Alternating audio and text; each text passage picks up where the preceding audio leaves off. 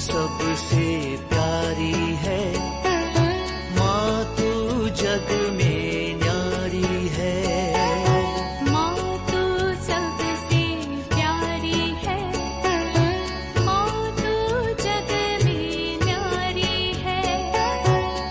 अपने आंचल में रखना, अपने आंचल में रखना, हमें वरदानों से भरना। माँ तू सबसे प्यारी है, माँ तू जग में न्यारी है।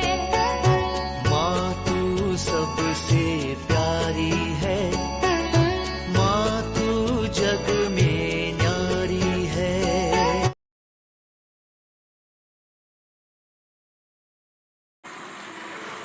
पिता, पुत्र और पवित्र आत्मा के नाम पर आमीन। आप सबों को जय यीशु। पवित्र बाइबल के अंदर हम लोग देखते हैं माता मरियम और संत जोसेफ। बहुत ही कम बातें उनके विषय में लिखा हुआ है और उनका बात करता हुआ संत जोसेफ तो बिल्कुल ही बात नहीं किया। बाइबल के अंदर कहीं भी उनका कोई बातचीत, उन्होंने ये पूछा, ये कहा, ऐसा कुछ भी हमें पढ़ने के लिए नहीं मिलता। बिल्कुल नहीं बात करने वाला। माता मरियम के विषय में भी हम लोग देखते हैं, अनेकों जगहों पर माता मरियम के विषय में लिखा है। उन्होंने क्या किया, दूसरे लोगों ने उनके विषय में क्या कहा, ऐसा ऐसा करके अनेकों बातें हमें पढ़ने के लिए मिलेगा। लेकिन माता मरियम पवित्र बाइबल के अंदर केवल 4 स्थानों पर बात करता हुआ मिल रहे हैं। आज के क्लास के अंदर इसका मतलब बहुत ही कम बात किया, कम जगहों पर, कम अवसरों पर वो बात किया। केवल 4 अवसरों में वो बात करती है। इस 4 अवसर में 6 बात उन्होंने किया है। उनके विषय में आज हम लोग पढ़ाई करने जा रहे हैं। माता मरियम सबसे पहले बात करने वाला जगह है लूकस का सुसमाचार, उसके अध्याय 1।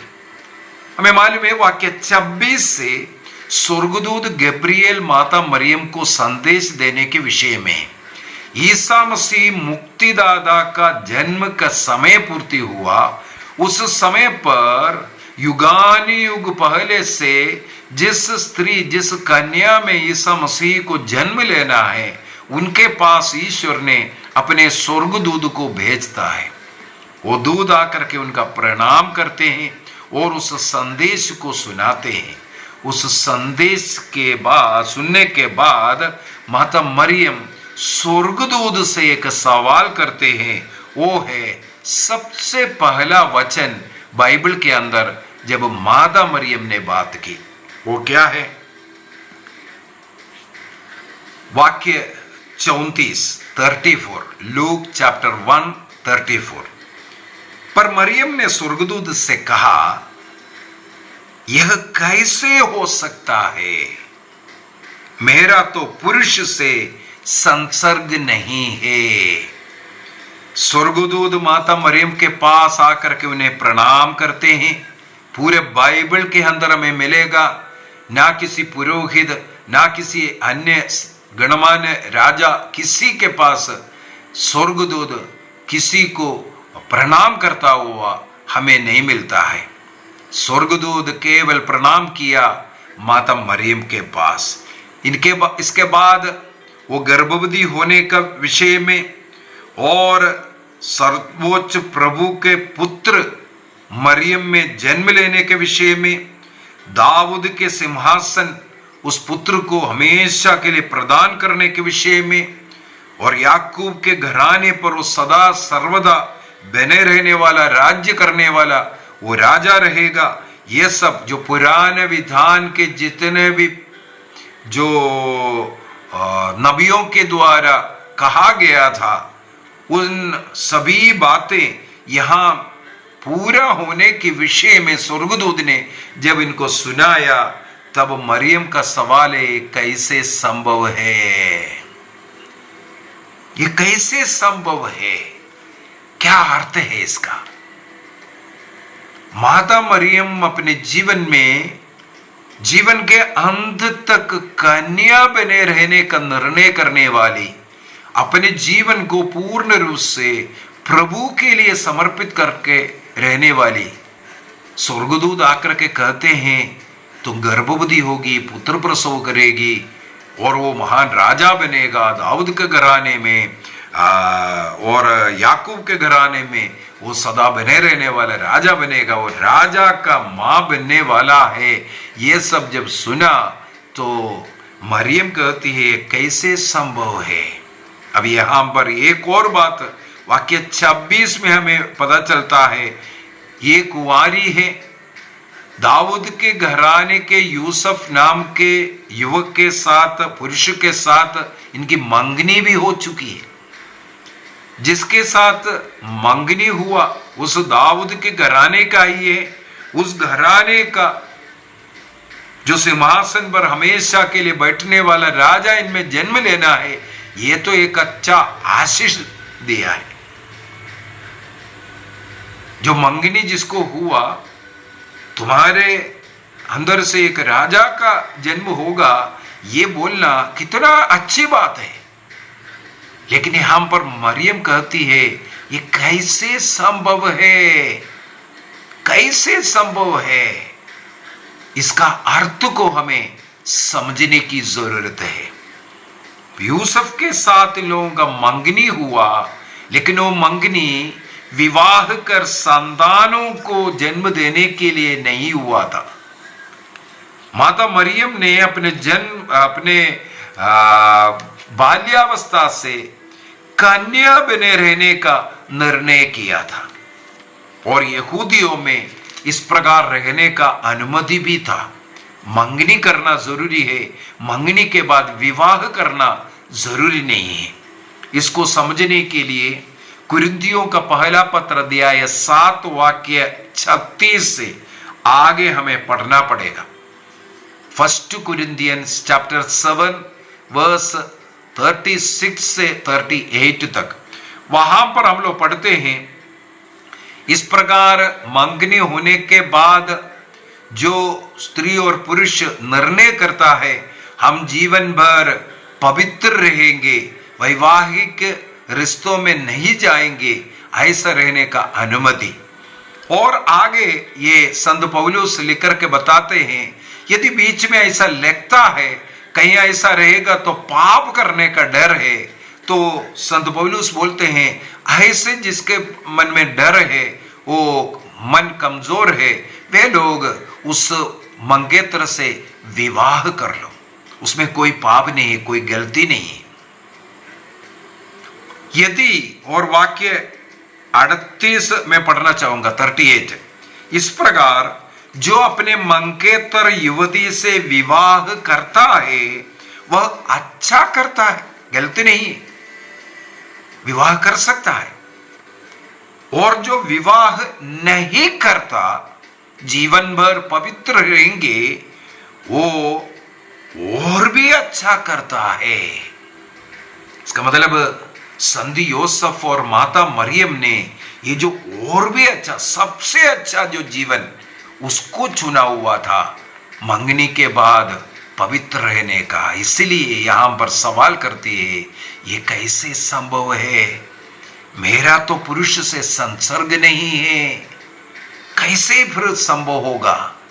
तब स्वर्गदूत उन्हें समझाते हैं कि पुरुष से संसर्ग के बगैर ही तुम गर्भवती होगा। और वाक्य 37 में 37 में लिखा है, क्योंकि ईश्वर के लिए कुछ भी असंभव नहीं है।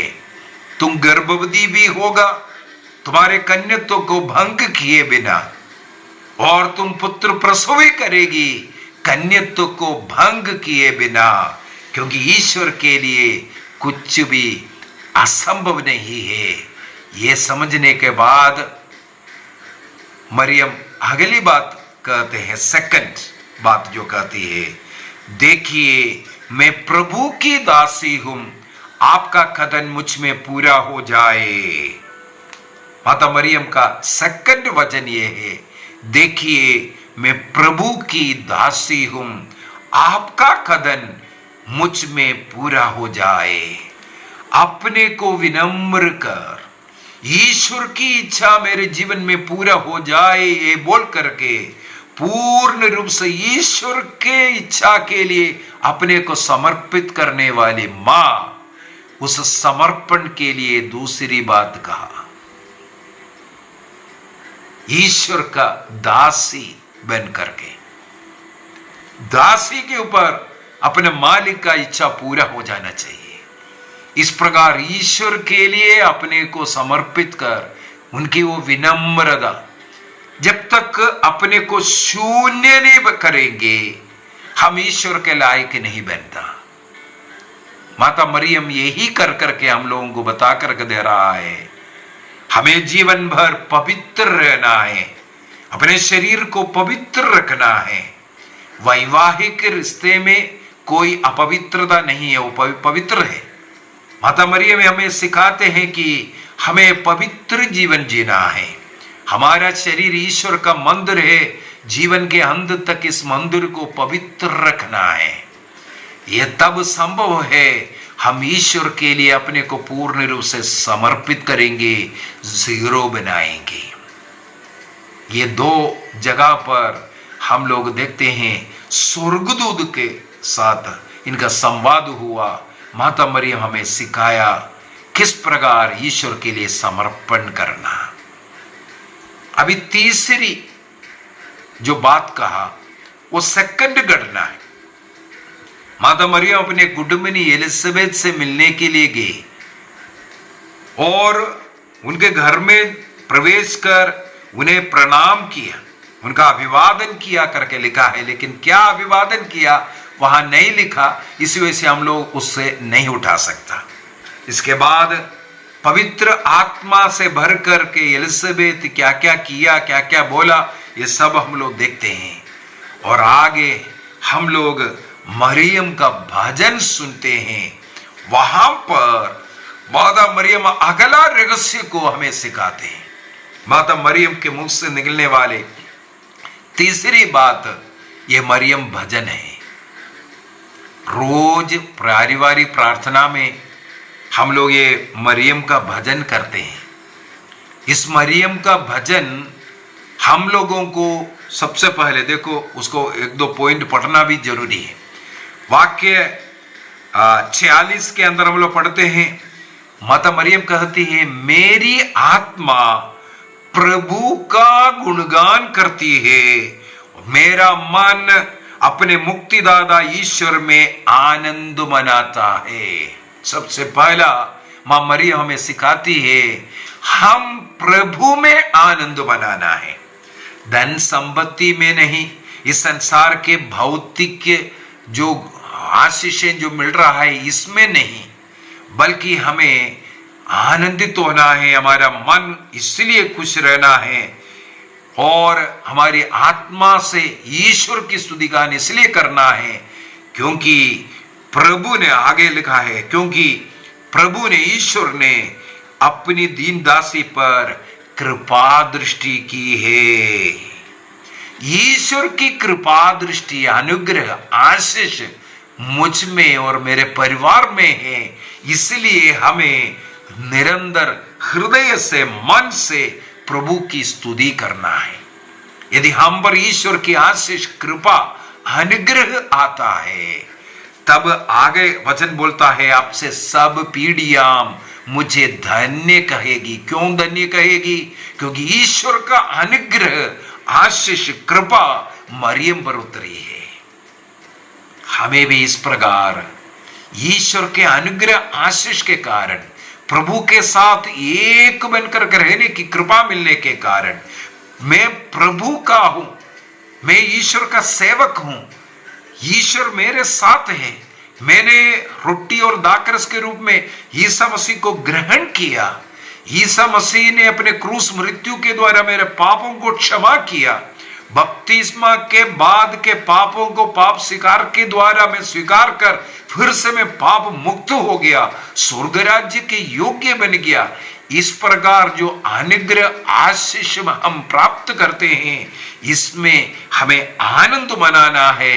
ये माता मरियम हमें यहां पर सिखाते हैं। बहुत ही सुंदर उसके द्वारा, प्रार्थना के द्वारा हमें सिखा रहा है। अभी तीसरे अवसर में जाना जरूरी है। अध्याय 2 के अंदर, अध्याय 2, वहां पर ईसा मसीह 12 साल की उम्र में खो गया था। माता पिताओं के साथ यरूशलेम मंदिर के पर्व में, पर्व समाप्त होने के बाद माता पिता ये सब पूरा वो सिस्टम को सीखना जरूरी है। जहां से इन लोग नासरत से आया था, नासरत गांव के लोग सब इकट्ठे होते हैं। बच्चों का एक ग्रुप, बड़ों का एक ग्रुप, स्त्रियों का एक ग्रुप, ऐसा ग्रुप मिला करके उन लोग जाते हैं। रास्ते में कहीं रेस्ट करते हैं। इस प्रकार यात्रा करते करते शाम के समय पर माता मरियम और संत यूसुफ मिलते हैं। पता चला उनके साथ बालक यीशु नहीं है। तब उन लोग दोनों वापस यरूशलेम की ओर चलते हैं। एक और दिन चलना पड़ा। तीसरे दिन जाकर के उन्होंने मंदिर में शास्त्रियों के बीच में बातचीत करता हुआ, प्रज्ञापूर्ण बातें करता हुआ उन लोगों से सवाल कर रहा है, उनकी सवालों का जवाब दे रहा है। इस प्रकार बहुत अच्छा डायलॉग चलता हुआ माता मरियम देख रहा है। वहां पर प्रभु को वापस मिलने की खुशी में, और वो उनके अज्ञानता में जाने बगैर, बोले बगैर मंदिर में रुक गया था। इसलिए अपना दुख जताते हुए बालक यीशु के पास जाकर के क्या कहते हैं। इस जगह पर हम लोग देखते हैं माता मरियम यीशु को बेटा कह करके पुकारता हुआ भी। जाएंगे लूक चैप्टर 2 वाक्य 48 वहां पर माता मरियम और संत यूसुफ बालक यीशु को मिलते ही मां पुत्र से कहते हैं, बेटा तुमने हमारे साथ ऐसा क्यों किया? शिकायत कर रहा है। देखो तो तुम्हारे पिता और मैं दुखी होकर तुमको ढूंढते रहे। इसका मतलब चौथा जो वाणी, जो शब्द माता मरियम ने जो कही है वो है, बेटा तुमने हमारे साथ ऐसा क्यों किया? देखो तो तुम्हारा पिता और मैं दुखी होकर तुमको ढूंढते रहे। हमारा बच्चा नष्ट हुआ ये सोच करके, दुखी हो करके माता पिता बच्चे को ढूंढने वाला एक कार्य हमें देखने की जरूरत है। हम अपने बच्चों का पालन पोषण कैसे कर रहा है। इसी अध्याय के अंदर कई उदाहरण मिलेगा। ईसा मसीह को जन्म के 40 दिन के बाद माता पिताओं ने उन्हें मंदिर ले जाकर के समर्पित किया। पहलौठा है, पुत्र है। इसके बाद जो रीति रिवाज के अनुसार उसे छुड़ाया। जन्म के 8वें दिन में नियम के अनुसार बालक यीशु का खतना किया और यीशु नामकरण हुआ। और इसके बाद 40 दिन में उनको समर्पित करने का मूसा का नियम है। इसके बाद शुद्धिकरण का दिन, बेटा जन्म हुआ था 40 दिन के बाद होता है, तो शुद्धिकरण का दिन यहां पर समर्पित करने के लिए आया और विधि के अनुसार उन्हें छुड़ाया। इसके बाद हम लोग देखते हैं माता पिता बच्चों के साथ आकर के नासरत में रहते हैं। बाल्यावस्था वहां पर है। वाक्य 40 में 40 बालक बढ़ता गया, उसमें बल तथा बुद्धि का विकास होता गया, उस पर ईश्वर का अनुग्रह बना रहा। एक साक्ष्य दे रहा है। ये नहीं सोचना ये ईश्वर है। एक पूर्ण रूप से पूर्ण रूप से एक गरीब परिवार में एक स्त्री में जन्म लेने वाला एक पूर्ण रूप से मनुष्य, एक छोटा सा बेटा, किस प्रकार हमारा बच्चा ईश्वर के अनुग्रह में बाल्यावस्था में बढ़कर के आना चाहिए। माता पिताओं का अनुग्रह आशीर्वाद। अगला भी यही है, वाक्य 41। ईसा के माता पिता प्रति वर्ष पास्का पर्व के लिए यरूशलेम जाया करते थे। देखो, हम लोगों के लिए हर इतवार को एक मिनी पास्का होता है। हर इतवार चर्च में मिस्सा बलिदान के लिए जाना चाहिए। इसके बाद वाक्य 42 में लिखा है, जब बालक 12 वर्ष का था तो वे प्रथा के अनुसार, देखो प्रथा, उनके घर में एक प्रथा, एक प्रैक्टिस था, रोज पारिवारिक प्रार्थना करना, बाइबल का अध्ययन करना, माता पिता का अधीन रहना, उनकी सेवा करना, एक दूसरे को प्यार करना, एक दूसरे की सेवा करना, और जो नियम के अनुसार मंदिर जाना, और शनिवार के दिन जो सभागृहों में जाना, यह सब उनका एक नियम था। प्रथा के अनुसार वे यरूशलेम के 12 वर्ष, तब बालक यीशु वहां ठहरा करके हम लोग पढ़ते हैं। इसके बाद अगला हम लोग पढ़ते हैं वाक्य 51। ईसा माता पिताओं के साथ नासरत गए और उनके अधीन रहे। एक बच्चा है, वो माता पिता के अधीन रहना, माता पिता का कहना मान करके जीवन जीना, माता पिता का सेवा करते हुए रहना, यह बहुत जरूरी है। ईसा मसीह ने ऐसा जीवन जी करके दिखाया।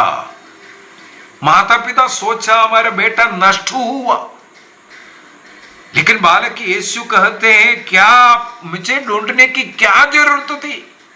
क्या आपको मालूम नहीं था कि मैं मंदिर में होऊंगा? देखो, ये हमारे बच्चे, कितने बच्चे ऐसा बोलेगा, हमें पढ़ने के लिए फलाना जगह पर भेजा, वहां पर हम प्रभु के साथ जुड़े हुए जीवन जिया है। माता पिताओं के कितना बच्चे ऐसा बोल सकता है, आपको डरने की जरूरत नहीं, मैं ईश्वर के साथ मंदिर में रहूंगा, पाप में, गलत दोस्तियों में, मोबाइल में ऐसा जाकर के मैं मेरे जीवन को बर्बाद नहीं करूंगा। बालक यीशु यहां बोल करके दे रहा है, आपको मुझे ऐसा ढूंढने की क्या जरूरत है? क्या आप ये नहीं जानते थे कि मैं निश्चय ही अपने पिता के घर होऊंगा? कितने बच्चे ऐसे एक बात बोल सकता है, माता पिता को तसल्ली दे सकता है। बच्चों के प्रति कितने माता पिता रोते हैं। यहां हम लोग देखते हैं, वो बच्चा माता पिताओं के साथ नासरत आते हैं और उनके अधीन रहा। इसके बाद लिखा है, माता ने सब बातों को अपने हृदय में संचित रखा, कहीं बात नहीं किया। चौथा बात यहां खत्म हो गया।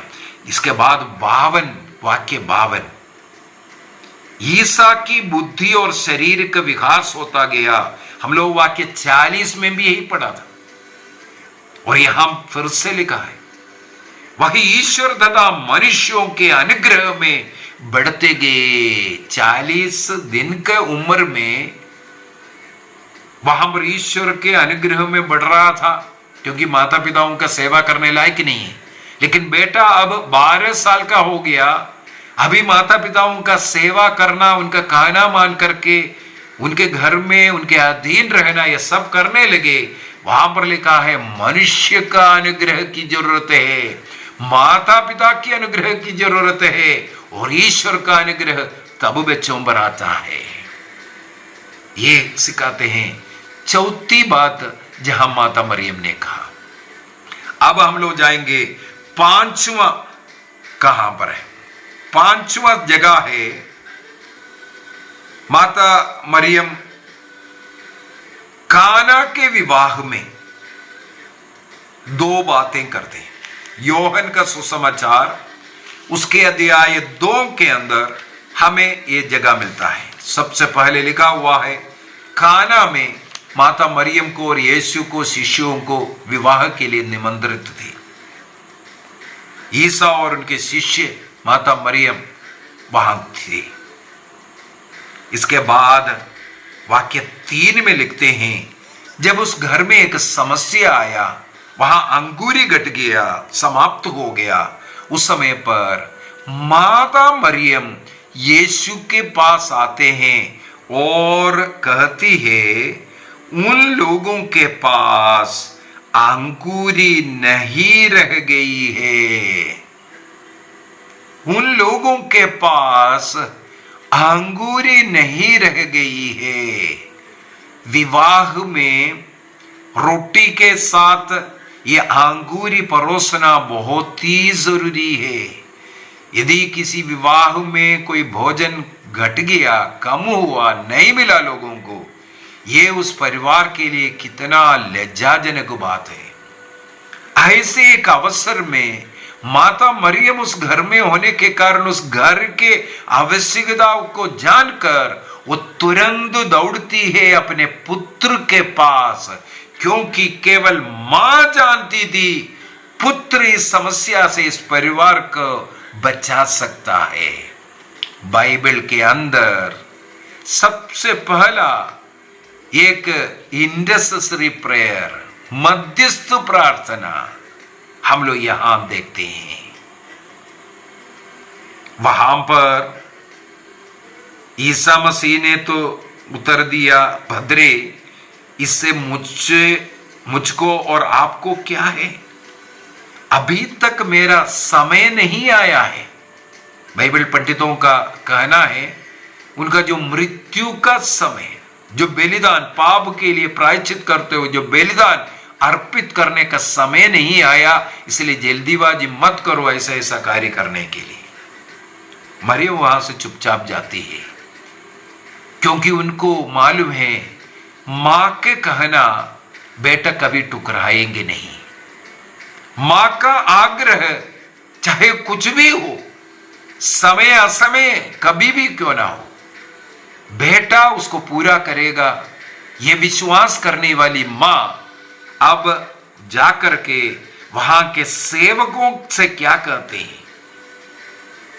वाक्य 5 में लिखा है, माता ने सेवकों से कहा।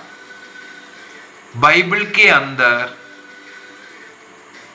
अभी तक हम लोगों ने देखा माता मरियम स्वर्गदूत से बात किया, माता मरियम ईसा मसीह से बात किया, और माता मरियम अपने हृदय से ईश्वर की स्तुति आराधना किया। लेकिन किसी भी मनुष्य से कुछ बात करता हुआ बाइबल में अभी तक हम लोगों ने नहीं पढ़ा। स्वर्गदूत से, ईश्वर से और यीशु से अब तक के जो बातें, जो 5 बातें हुआ था, ये सब। अब ये अगला बात, जो 6वां बात हम लोग देखते हैं, 4थी घटना के अंदर ईसा मसीह लोगों से कहते हैं। ये क्या कहा? लोगों से कहा, ईसा मसीह तुम लोगों से जो कुछ कहे वही करना। माता मरियम का आखिरी वचन यही है जो बोला हुआ। बाइबल के अनुसार आगे कहीं हम लोग माता मरियम का कोई भी वाणी, कोई भी शब्द, कोई आग्रह हम लोग नहीं देखते। यहां पर माता मरियम आखिरी शब्द यूहन्ना का सुसमाचार उसके अध्याय 2 वाक्य 5 के द्वारा जो कुछ प्रभु तुम लोगों से कहता है उसी को करना, वही करना, और अन्य कार्य मत करो। जो प्रभु कहता है वही करना। माता मरियम का आग्रह यही है। यदि हम स्वर्ग जाना चाहते हैं, ईश्वर का अनुग्रह पाना चाहता है, एक पवित्र जीवन जीना चाहता है, दूसरों की सेवा करना चाहता है, जो प्रभु कहता है वही करना। जो प्रभु ने कहा है उसे हमें करना है। यदि प्रभु ने कहा पाप स्वीकार करना है, हमें पाप स्वीकार करना है। यदि प्रभु ने कहा यह मेरा शरीर है, यह मेरा रक्त है, इसे ले लो और खाओ और पियो, और मेरे यादगारी में किया करो। और शिष्य लोग रोज इसे करके आया, हमें भी करना है। माता मरियम कहती है जो यीशु ने कहा वो करना है। प्रभु ईसा मसीह ने भले समारी का दृष्टांत कह करके कहा तुम भी जाकर के वही करो, वही करो। मत्ती का सुसमाचार अध्याय 25 के अंदर हम लोग देखते हैं स्वर्ग जाने के लिए ऐसा कार्य जो किया है उनको स्वर्ग में जाने का अनुमति मिला। इसका मतलब हमें सेवा कार्य, दूसरों के लिए मदद का, भूखों को खिलाना, नंगों को पहनाना, ऐसे ऐसे जो भलाई का कार्य, दूसरों की सेवा कार्य हमें करते रहना है। यीशु जो चाहता है हमें वही करना है। पापिनी स्त्री से कहा मैं तुम्हें दंड नहीं दूंगा, फिर से पाप मत करो। प्रभु चाहता है यदि हमने कोई गलती किया है तुरंत जाकर के उसके लिए पाप स्वीकार करो, पश्चाताप कर लो, फिर से वो पाप में ना गिरो। इस प्रकार जो प्रभु ने कहा उसको करने के लिए हमें निर्णय करना है। तो आज के इस क्लास के अंदर हमने देखा 4 जगहों पर माता मरियम बात करते हैं। सबसे पहले स्वर्गदूत से, दूसरी बात अपने कुटुंबिनी एलिजाबेथ के घर में जाने के बाद वो प्रभु से प्रार्थना करते हैं, और तीसरा जगह प्रभु ईसा मसीह जब खो गया था उस समय पर उन्हें पाने के बाद प्रभु से बात करते हैं, और चौथा जगह हम लोग देखते हैं काना के विवाह के समय पर 2 बार बात करते हैं, और आखिरी में कहते हैं जो यीशु चाहता है वही करना, निर्णय कीजिए। आइए हम अपनी आंखें बंद करें, एक निर्णय कीजिए प्रभु की इच्छा के अनुसार चलने के लिए। माता मरियम ने 4 बार बात कर 6 बातों को यहां प्रकट किया। हमें भी ऐसा जीवन जीने का निर्णय करना है। माता मरियम का भक्ति करने वाला इस महीना में एक निर्णय कीजिए, माता मरियम ने जो बातें की है वो मेरे जीवन में मैं अपनाऊंगा। निर्णय कीजिए, इसके द्वारा प्रभु का अनुग्रह आशीष मैं प्राप्त करूंगा। आप सबों को प्रभु का अनुग्रह आशीष मिलता रहे। पिता, पुत्र और पवित्र आत्मा के नाम पर आमीन। आप सबों को जय यीशु।